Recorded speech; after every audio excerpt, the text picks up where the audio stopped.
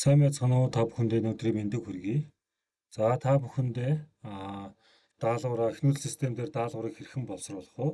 За дээрэс нь шалгалтыг хэрхэн үүсгэх вэ? Боловсруулсан даалгавраасаа хэрхэн ашиглах вэ гэдэг заавар үедээ бичлэгийг хүргэнэ. За багш нар маань эхнүүл систем рүүгээ нэвтрээд орчихсон байна. Нэвтэрч орсны дараагаар миний сан гэсэн зэсэн дотор даалгаврын сан, шалгалтын сан гэсэн хоёр зэс та бүхэнд хэрэг болно. За эхлээд даалгаврын сан руу дарж оръё. Даалгаврын сан руу дараад орсны дараагаар танд даалгавар нэмэх гэсэн юм төвчлөр харагдана. За даалгавар нэмэх гэсэн төвчлөр дээр дарахад дараах байдлаар ингэж харагдана. За багш нар маань даалгавраа бүрдүүлж оруулахдаа хамгийн түрүүнд энэ дээр харагдж байгаа дөрвөн сонголтыг дөрвөлгийн гүйцэд бүгэлсэн байх шаардлагатай. Аль ангийн ямар хичээл дээр ямар нэгж ямар ээлжит дээр даалгавар боловсруулж оруулах вэ гэдгээ заавалчгүй гүйцэд сонгосон байх хэрэгтэй. Аль нэгийг нь төтөөлдөж болохгүй гэсэн. За үүний дараагаар үндсэн хэсэг дээрээ ямар төрлийн даалгавар оруулах гэж байгаа юм. Бадгаа даалгавар юм уу, харалзуулах даалгавар юм уу, аль эсвэл бүр дараалт нь оруулах даалгавар юм уу, эсвэл тест юм уу гэдгээ сонгоно гэсэн. Сонгосныхаа дараагаар дөрвөн хэв шинжээсээ та сонгоно. За тэгээд оноогоо оруулж өгнө. Оноо бол тухайн даалгавар хэдэн оны даалгавар вэ гэдгээс шалтгаалаад та хэд маань оноогоо нэг онооны даалгавар юм уу, 2 онооных юм уу, бүр 5, 10 хүртэлх онооных юм уу гэдгээ тохируулж өгнө гэсэн. За оруулж тохируулж өгсөнийхаа дараагаар өөрийн болон нийтийн гэсэн сонголт байждаг. За энэ сонголт болохоор ижилхэн мэргэжлийн багш нартаа даалгавраа хуваалцахгүй гэдэг тохиргоо гэсэн. За би хэрвээ ижилхэн мэргэжлийн багштай даалгавраа хуваалцъя гэдэг юм бол нийтийн гэдгээ сонгоно гэсэн. Зөвхөн би өөртөө ашиглана гэдэг юм бол өөрийн гэдгээ сонгоно гэсэн. За би нийтийн гэдгийг сонгочихъя. За сонгосны дараагаар энд их нэмэх гэсэн төвчлөр байгаа. Энэ их нэмэх гэдэг төвчлөр маань монгол хэл, англи хэлний багш нарт төлхөө ашиглагддаг. Их хөнгүүтээ дээр ихийг уншаа дараах даалгаврыг ажиллаарай гэдэг ч юм уу тий. Ямар нэгэн байдлаар та хэд маань ихтэй даалгавар оруулах шаардлагатай бол энэ дээрээ ихээ оруулж өгнө гэсэн. За ихээ оруулж өгөхдөө за би энэ дээр гарцыг туршилт гэдээ оруулчихъя. За миний энд бичиж байгаа энэ ихийн нэр маань тухайн ихийн гарцыг болж хадгалагдана. За тэгэнгүүт дараагийн удаа та тухайн ихийг ахиж ашиглах шаардлага гарах юм бол ахаад энэ дээрээ апплод хийгээд юм уу энэ дээрээ текст микс хэлбэрээр шивж оруулах шаардлага гарахгүй гэсэн. За би энэ дээр текст шивж байна гэдэг энийг ингээ олон тексттэй болгоод ингээ оруулчихъя. За ингээд хадгалчихна гэсэн. Хадгалсны дараагаар энэ их сонгоно гэдэг дээр нь таны бүртгэсэн ихүүд ингээд цаашдаа байнга гарч ирээд явна гэсэн.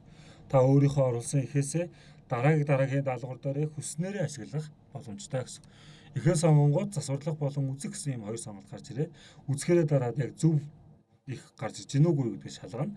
Хэрвээ алдаатай байх юм бол засварлахаараа дараа дахиад тухайн ихийгээ өөрөө засварлаж шивж оруулах бүрэн боломжтой болно гэсэн. За тэгээд мэдээж ойлгомжтой ахаад энээсээ биш өөр их сонгож оруулах шаардлагатай бол дараагийн их сонголтууд энэ дээрээ гарч ирнэ гэх мэтлэнгээр ингээд явна гэсэн үг байна. За энэ мэтлэнгээр та хэд маань хүссэн ихээ ингээд дахин ашиглах боломжтой болж байна гэсэн. За асуулт хэсэг дээр та хэд маань асуултаа бүртгэж оруулна. За би ингээд асуултаа бүртгээд оруулчихна. Асуулт бүртгэж байгаа асуулт болгон дээр зураг оруулах бас муу адилхан боломжтой.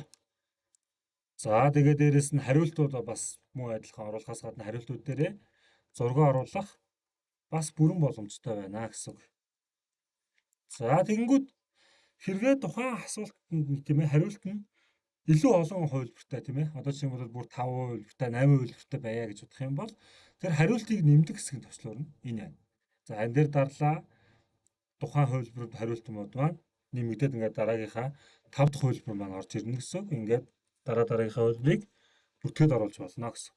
Хэрвээ энэ хувилбарууд маань илүү байгаад зөвхөн тийм үг гэсэн сонголттой ч юм уу тийм ээ. Бүр цөөхөн сонголттой болгоё, 3 сонголттой болгоё гэдэг юм бол устгадаг төвчлөөр нь энэ хамгийн хойно барьж байгаа хогийн соён сураг. Ингээд устгаад багасгаад явах бүрэн боломжтой. За ингээд энийг хамгийн сүүлд нь та зөв хариултыг нь тохируулж сонгож өгөх шаардлагатай гэсэн. Тухайн хувилбаруудын аль нь зөв хувилбар вэ тийм ээ? Тухайн зөв хувилбараа эндээсээ сонгоод хадгалах төвчлөөр дарснаар таны даалгаврын самтар амжилттай бүртгэгдэнэ гэсэн. Хэрвээ та тухайн даалгавар дээрээ ямар нэгэн байдлаар тийм ээ бодолд оруулъя гэж бодох юм бол тухайн энэ үндсэн хэсгийн мэдээллийг бүгд дуусаад дараагаар хадгалах товчлуур дарахаас өмнө бодолтыг дарах шаардлагатай гэсэн. Хадгалах товчлуур дарангууд таны бүртгэсэн даалгаврын сан шууд хадгалагдаад явчихна. Тэгээд энэ дээрээ ахиж шинээр өөр даалгавар бүсэрч оруулах тийм талбар нэгдэнэ гэсэн. Тийм учраас та хэрвээ тухайн даалгаврыгаа бодолтой болгоё л гэж бодож байгаа бол хадгалах товчлуур дарахаас өмнө бодлыг оруулаад тэгээд хамгийн сүүлд хадгалах товчлуур дарна гэдгийг маш сайн анхаараарай.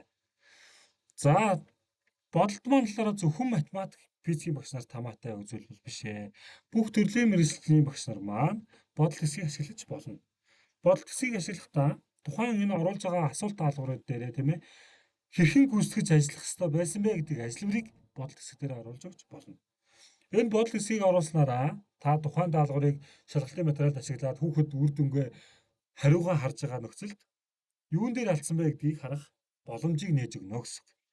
Одоо жишээлх юм бол та бодлыг оруулсны дараагаар шалгалтаа авахдаа бодлыг хүүхдэд харуулна гэж сонгочих юм бол хүүхэд шалгалт дууссаны дараагаар үр дүнгээ харахтаа би юун дээр алдсан бэ бод тарах гэдэг товчлуудаараа дараад тэрийг нарийн тожны олох боломжтой болно гэсэн. За тэгээд дээрэс нь одоо энэ дээр тийм ээ харгалзуулах даалгавар боловсруулж оруулъя гэдэг юм бол би харгалзуулах даалгавраа сонгоод оруулах нь. За харгалзуулах даалгавар дээр зохих одоо тийм ээ оноог нь өгөөд явуулчих нь. За тэгээ хэрвээ тухайн даалгавраа нэхгүй байвал их сонгоно гэдэг сонголтын дээр нь зүгээр хадгалаад ингээд юу сургуулиуд орчих нь. За тэгээ мэдээж боломжтой өөрийн нийтийн гэдэг сонголтод оруулаад энэ дээрээ гэх мэтлэнгээр ингээд асуултуудаа оруулаад тайлбарыг оруулаад за тэнгуүтээ энэ хоёр баган дээрээ тийм ээ асуулт хариултын баган гэдэг өгсөн ч болно, нэгдүгээр баган, хоёрдугаар баган гэдэг өгсөн ч болно гэх мэтлэнгээр та энийгээ хүснээрээ өөрөө нэрлээд өгөөд багнуудаа нэршилтэй болгож өгч хадгалах хэрэгтэй. За энэ дээр хариултуудыг нь тийм ээ. За би энэ дээр А БВ гिचингүүтээ энэ дээр Г гिच тэнгүүтээ энэ дээрээ би за 4 2 1 3 тэргээ замрааг өгчихье. За тэгэнгүүтээ энэ дээрээ би тохируулж өгнө гэсэн. Одоо энэ хувилбарууд нь энэ хариулт хувилбаруудын тийм ээ алинтай нь харгалзах вэ гэдэг энэ уртлынхын дугаараар нь харгалзуулаад өгнө гэсэн. За тэгвэл нэг нь 3-таа харгалзнаа гэдэг юм бол нэгийнх нь хариуг 3 гэдэг энэ дээрээ сонгоод оруулчих нь. За 2 нь 2-тоогоо харгалзнаа гэдэг юм бол би энэ дээр 2-гээ сонгочих нь. 3 нь за 4-төө харгалзнаа гэдэг юм бол ингээд сонгоно гэх мэтлэнгээр энэ дээр ингээд тохируулаад зөв хариуг нь сонгоод өчгнө гэсэн. Энэ тохируулсан зөв хариултаар маань систем шууд автоматар таны өмнөөс засварлах үйлдэлийг хийгээд оноогийн хуваагаад бодоод өгсөн гэсэн. Энэ дээр 4 хувилбартай 4 оноо өгсөн ч болно, альсвал бүр 2 гээд өгсөн ч болно гэсэн. Хүснээрээ энэ оноогоо өгөөд ашиглах юм бол яг энэ оноонд нь тухайн нийт оноог нь хуваагаад нэг жонооных нь одоо хэдэн оноо ноогдож ийн вэ гэдгийг нь тохируулаад хүүхдийг нь дүгнээд гаргачихна гэсэн. За энэ мэтлэнгээр та хэд маань асуулт даалгавруудаа ингээд бүрдүүлээд оруулаад явчихнаа. За асуулт даалгавруудаа бүрдүүлээд оруулсны дараагаар та хэд маань шалгалтын сан дээрээс шалгалтынхаа материалыг бүртгэж оруулах боломжтой. За энэ асуулт даалгавруудаа та хэд маань хүснээр ингээд баяжуулаад оруулаад яаж болно. Баяжуулж оруулсан даалгаврууд маань энэ дэр хадгалагдаад явахаас гадна та үүнийгээ хүссэн үедээ хүссэн одоо шалгалтынхаа материал болгож ашиглаж хольж оруулах боломжтой. Дахин ашиглаад байх боломжтой. Ер нь бол нэг үгээр бил хувийнхаа айтем банкыг үүсгээд хадгалаад яваад байна л гэсэн үг.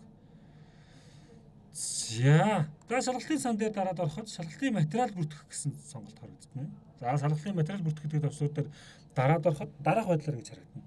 За эхний үндсэн мэдээллийн хэсэг дээр та айл анги дээр ямар хичээлээр материал боловсруулах гэж байгаа вэ гэдгээ энэ дээрээ ингээд оруулчихна гэсэн. За тэгээд дээрээс нь төвшин тогтоох шалгалт юм уу, явцын үнэлгээний шалгалт юм уу, тийм ээ? Аль эсвэл бүр нөгөө гарааны үнэлгээний шалгалт юм уу гэдэг нэршлээ энэ дээрээ шалгалтын материалын нэр болгоод өгчих нь гэсэн. За ингэснийхаа дараагаар та тайлбар дээр нь хүссэн тайлбараа заавар зөвлөмж өгөх боломжтой. Цагтаа орж ирээрээ, шугамгартаг харандатайгаа орж ирээрээ, аль эсвэл энэ хичээлийг судалсан байх хэвээр, энэ шалгалтанд орохын тулд тэгсэн байх хэвээр, тим юмыг нь бүртгэсэн байх хэвээр, судалсан байх хэвээр, давтсан байх хэвээр тэр хэмжлэнгээр заавар зөвлөгөө болон тайлбарыг нь эндээ оруулаад өгөх боломжтой. Энэ шалгалт нь бол тийм ээ гарааны үнэлгээний шалгалт өгөөд таны одоо нөгөө дүн гарахад нөлөөлнө гэдэг ч юм уу тийм ээ. За тэгээд хамгийн сүүлд нь болохоор хугацааг нь оруулж өгөөд үндсэн мэдээллийн бүгд хэсэг бүрднэ гэсэн. За хугацаан дээр болохоор би тухайн шалгалтыг хэдэн минутанд авах вэ гэдгээ тохируулж өгөөд хадгалах төвчлөөр дарснаар миний шалгалтын материалын үндсэн мэдээллийн хэсэг амжилттай бүглэгдэж асуулт гэсэн цэц рүү шилжиж ордог. За тэнгууд энэ асуулт гэдэг цэцэн дотроос та бүхэн маань асуултаа бүртгэж оруулах боломжтой буюу даалгавар нэмж оруулах боломжтой. Яг даалгаврын сан дээр даалгавар бүртгэж оруулдагтай адилхан хэсэг нэгднэ гэсэн. За тэгээд тухайн даалгавраа та хэд маань хүснээрээ ингээд бүрдэж оруулж болохоос гадна тухайн энэ бүрдэж байгаа даалгаврын санд хадгалах уу гэдэг чекийг сонгож өгөх шаардлагатай гэсэн. Хэрвээ нэг та ингээд даалгаврын санд бүрдэх гэдгийг чеклэхгүй даалгавраа бүртгэхэд оруулах юм бол тухайн даалгавар маань зөвхөн энэ таны бүрдэж байгаа шалгалтын материал дээрээ л хадгалагдана гэсэн. За харин та энэ чекийг хадгалах юм бол материал дээр хадгалахаас гадна давхар ахаар миний сандаа бичиж хадгалж болно гэсэн үг байна. За ингээд та хэд маань даалгавраа хүснээрээ өөрөө ахаад бүртгээд оруулах боломжтойгоос гадна та оруулсан тэр даалгавар шалгалтын дээрээ тийм ээ даалгаврын сангаас даалгавар дуудаж оруулах бүрэн боломжтой. За даалгавар дуудаж оруулахдаа тэр асуулт гэдэг сонголтны дээдлэлт нь харагдах асуулт сонгох гэсэн зөвчлүүдээр дарж орно. За дараад оронгууд дараах байдлаар ингэж харагдана. За тэнгууд та энэ ангиас авахдаа ямар ч ангиас ямар ч хичээлээр нь сэдвүүдээ сонгоод даалгавраа бүртгэж оруулах боломжтой гэсэн. За жишээ нь би одоо тийм ээ 6 дугаар ангийн 6 дугаар химийн 6 дугаар ангийн хичээлгээд сонгоод тэгэнгүүт эндээсээ би сэдвүүдээ ингээд сонгож хайж олно гэсэн. За сэдвүүдээ сонгоод хайгаад болоход энэ тухайн оруулж байгаа энэ сэдвүүдийн ардлалд харагдах энэ тоо бол тухайн сэдв дотор бүртгэлтэй байгаа даалгаврын тоог заадаг. Одоо жишээ нь бол энэ бодис төлөвийн шилжилтүүд дээр 2 гэж заасан байх юм бол энэ дотор 2 даалгавар байна гэсэн. Би нэгийг авна гэх юм бол нэгийг тооруулаад нэмэх төвчлөөр дарснаар сонгосон 2 даалгавраас систем самсаргүй байдлаар нэгийг нь сонгож өгнө гэсэн. Энэ мэтлэнгээр ингээд хүссэн одоо файлаасаа тийм ээ ингээд тоогоор нь оруулаад ингээд холиод аваад ах бүрэн боломжтой. Хэдэн шилжилтийг хольж авч нэг шалгалт болгож авах ашиглах бүрэн боломжтой.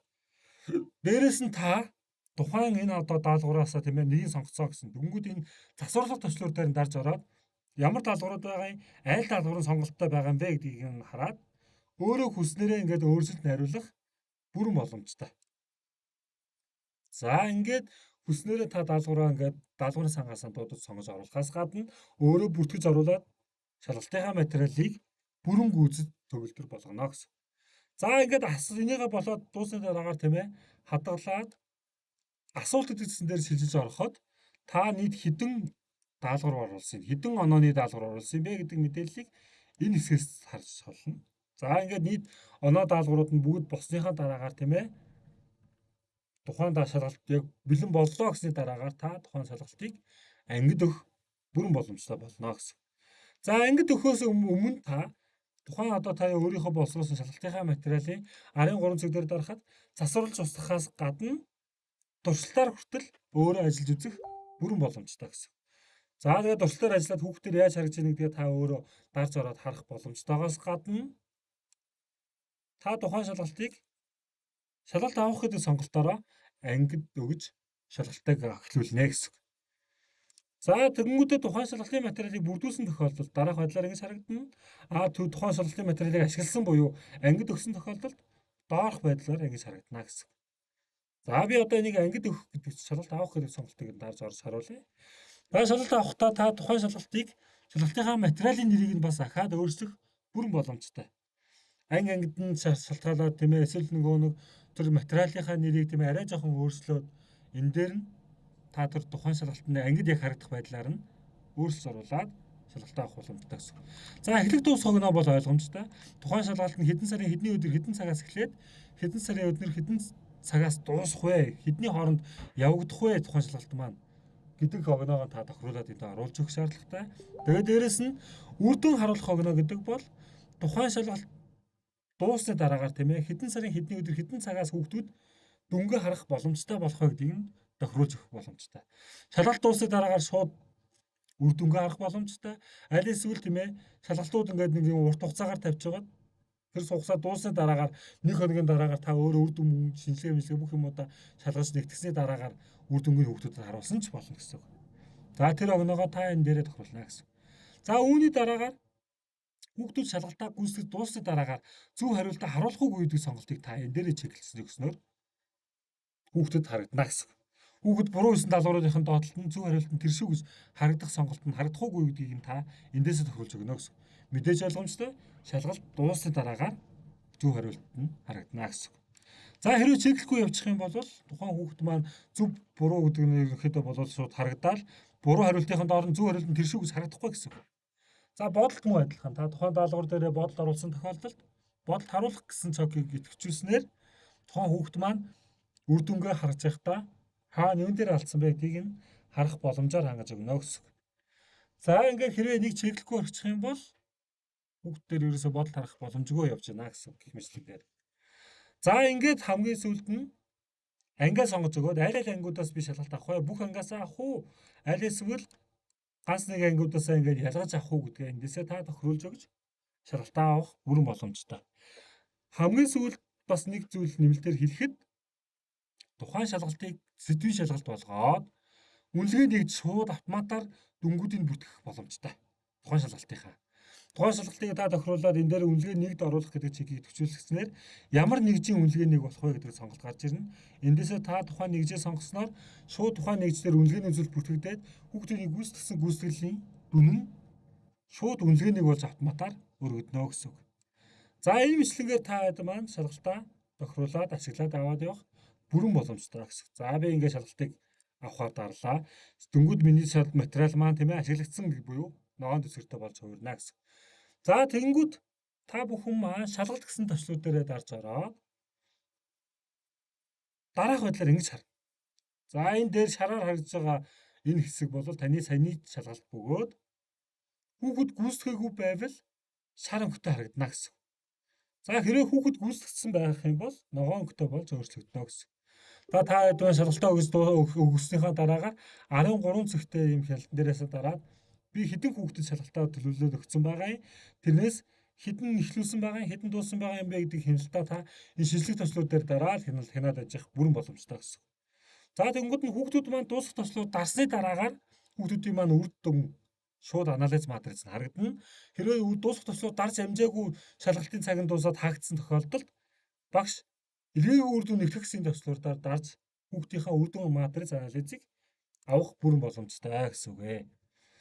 За ингээд шалгалтын маань авагдаад дууссан хүүхдүүд гүйцэтгсэний дараагаар тухайн шалгалтынхаа нэр дээр дарж ороод хүүхдүүдийнхээ гүйцэтгэлийг тайлан шинжилгээ анализтай бүрэн гүйцэд харж дүгнэх боломжтой гэсэн.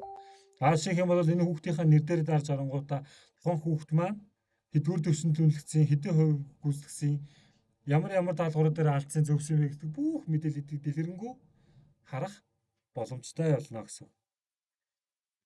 За дараах бодлоор ингэж харагдана. За энэ харж байгаа хэсэг болохоор яг хүүхэд өөрийнхөө үр дүнг харахтаа ингэж харагдана гэсэн. За тэгэнгүүт багш тайлан хэсгээсээ тийм ээ сурагчдын гүйцэтгэлийн тайланг харах боломжтой. Сурагчдын гүйцэтгэлийн тайлан маань тийм ээ ингээд бүр дэлгэрэнгүй байдлаар харахаас гадна та үүнийг хэвлэж авахаас гадна хүссэн үргэлжлэл файлаараа татаж авч ашиглах боломжтой. За гүйцэтгэлийн тайлангаас гадна хүндэтгэлийн зэргийг нь та сонгоод тайлан бэлтгэх хэсэг цуцлууд дарангууд систем танд хүндэтгэлийн зэргийг нь гаргаад өгнө. Таны оруулсан даалгаврын хамгийн хөнгөн даалгавраас нь хүнд даалгаварлан чагсаагаад гаргаж өгнө гэсэн. За тэгэнгүүт дээрэс нь ялгах чадвар ашигладаг багш хоёр ялгах чадварыг нь тайлан бэлтгэх дээрээ сонгоод гарангууд даалгавар төсөв дээр нь ялгах чадварыг нь хуваар нь бас гаргаад өчгнө гэсэн. За энэ мэтлэнгээр ингээд тайлангуудаа авахаас гадна багш нарын хамгийн хүсэж байдаг дүнгийн нэгтгэл матриц энэ дээр ингээд автоматар харагдана гэсэн. За тэгвэл дүнгийн нэгтгэл дээрээ сонголтын дээрээ дараад ороход таны бэлтгэж байгаа тайлан матриц маань доошогоо хөл дүнтэй хойшоогоо хөл дүнтэй та өөрөө томьёо оруулж моруулах шаардлагагүйгээр хүссэн үргэлжлэл файлаараа татж авах боломжтойгоор бас муу адилхан бэлтгэж гаргаж өгнө гэсэн. За тэгээд нэмэлтээр тухайн одоо шалгуулагч тийм ээ нэгдүгээр төвшингийн хэдэн хүүхэд байгаа юм нийт шалгуулагчийн хэдэн хувийг нийлж байгаа юм бэ гэдэг тоо мэдээллийг нь хүртэл харах боломжтой болж байна гэсэн. За ингээ хамгийн сүүлд нь шинжилгээ гэсэн дотор болохоор 3 төрлийн шинжилгээ хийгдэнэ. За хамгийн ихнийх нь шинжилгээ болохоор сэдвийн шинжилгээ буюу та ямар ээлжтээс даалгаврууд оруулсан бэ гэдгээрээ сэдвийн шинжилгээ гаргаж өгнө гэсэн. Тухайн сэдвийг тийм ээ хамгийн өндөр ойлголцтой буюу өндөр ойлголцын хувьтаагаас хамгийн бага ойлголцтой сэдв рүү нь жагсааж гаргаж өгнө гэсэн.